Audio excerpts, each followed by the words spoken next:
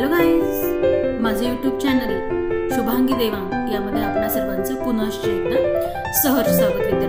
विद्यार्थ्यांनो, आपण काल पाहिले होतं सफिक्स अँड प्रिफिक्स.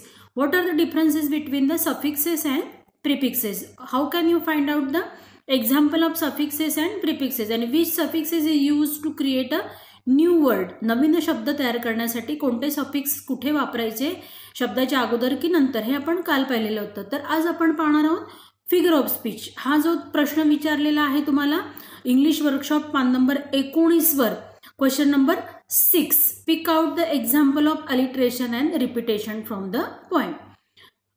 तर विद्यार्थ्यांनो, आज जो आहे अलिट्रेशन आणि रिपिटेशन हा फिगर ऑफ स्पीच मधले प्रकार आपण कसे कवितेमधून कसे ओळखायचे ते पाहणार आहोत. What are the differences between alliteration and repetition? How can you find out the example of alliteration and repetition from the given poem?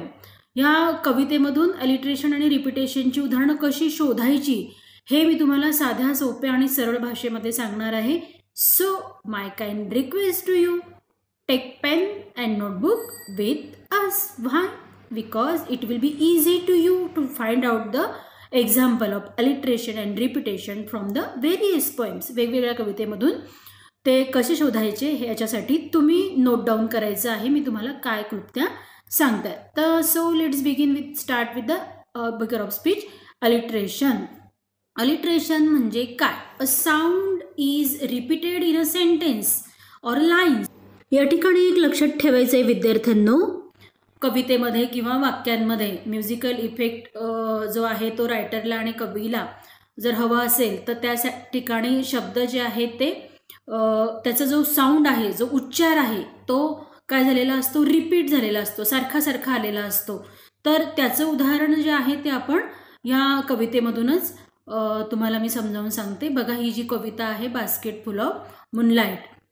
तर या बास्केट फुल ऑफ मूनलाईटमध्ये पहिलं जे स्टांजा आहे, o moon give me moonlight, basket full or two basket full with seeds of moonlight. Here the b basket full आणि baskets.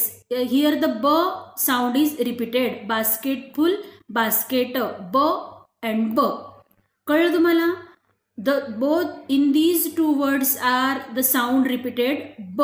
म्हणून मग परीक्षेमध्ये लिहिताना ह्या दोन ओळी लिहायच्या आहे. किंवा give me moonlight, basketful or two basketful. In these lines basket ब sound is repeated, so the figure of speech is alliteration. अशा प्रकारचं तुम्ही लिहिलं तर तुम्हाला या ठिकाणी नक्कीच विचारलं 2 मार्क्स मिळतील. आता अजून दुसऱ्या कोणता अलिट्रेशनचं उदाहरण या ठिकाणी आलेलं आहे बघा. या ओळींमधून आपल्याला दिसते बघा. The route is tough and full of snakes and scorpions. Here the two different word, but the sound s is repeated in these two words, snakes and scorpion, s and s. So the figure of speech is alliteration. समजलं? When the sound is repeated in a sentence or lines for musical effect, at that time the figure of speech is alliteration. Now we start with the figure of speech. Repetition. The title itself suggests the meaning of the figure of speech. Repeat म्हणजे काय? पुनरावृत्ती. कशाची? शब्दाची. या ठिकाणी साऊंडची होती, उच्चाराची पुनरावृत्ती झालेली आहे. आणि ह्या ठिकाणी रिपिटेशन म्हणजे काय? शब्द, एकच शब्द सारखा सारखा आलेला असेल. For example, small small small, moonlight moonlight moonlight, basket basket basket, run run run. असे या 4 ओळींमध्ये किंवा एखाद्या वाक्यामध्ये जर असा शब्द, पूर्ण शब्दाचे शब्द, जसं तसा स्पेलिंग सुद्धा सारखंच, उच्चार सुद्धा सारखाच, तर त्या ठिकाणी तो शब्द वाक्यांमध्ये किंवा ओळींमध्ये रिपीट झालेला असेल तर त्या ठिकाणी फिगर ऑफ स्पीच काय असतो? रिपिटेशन असतो. तर आता तुम्हाला ओळखायचं आहे तर आपण या बास्केट फुल ऑफ मूनलाईट मधूनच बघूया. पहिलंच बघा, o moon give me moonlight, basket full or 2 baskets full with seeds of moonlight. Which words it repeated in these stanza? Absolutely, moonlight. Moonlight आणि moonlight. मग तुम्ही लिहिताना परीक्षेत कसं लिहाल? In the first stanza किंवा मग या ओळी जशा तशा लिहिल्या तरी पण चालेल. किंवा moonlight and moonlight is repeated in the first stanza.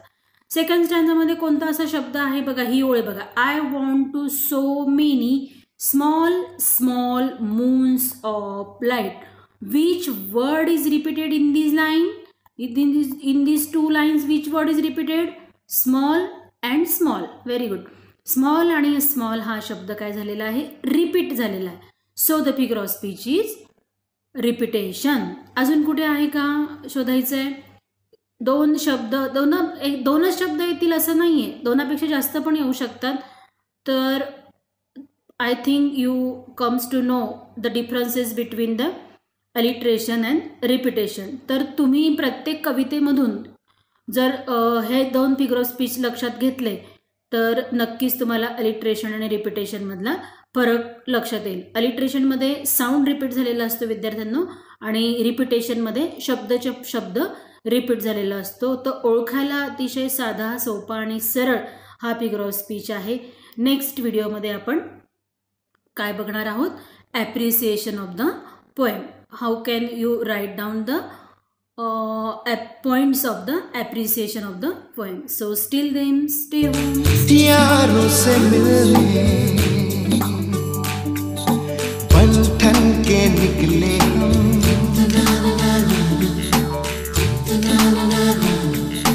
रोके से ना रुके हम, मर्जी से चले हम, बादल सा गरजे हम, सावन सा बरसे हम, सूरज सा चमके हम.